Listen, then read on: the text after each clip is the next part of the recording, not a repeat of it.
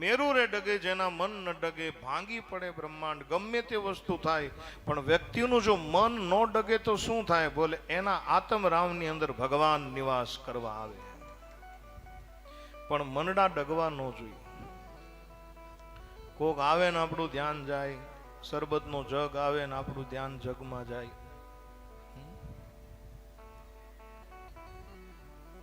કોકનો mobile આવે ને આપણું મન ત્યાં જાય. મન કો કહો ન કીજીએ, મન જ્યાં ત્યાં લઈ જાય. કવિ એમ કહે છે.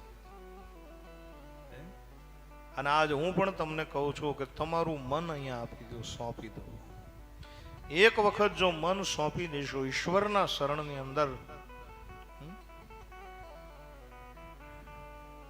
નહીતર થાય કેવું ખબર? આ ભાગવત કથા મને તમને મળી ક્યાંથી? પાર્વતીએ ધ્યાન ન આપ્યું એટલે. અમર કથાની તમને બધાને ખબર હશે.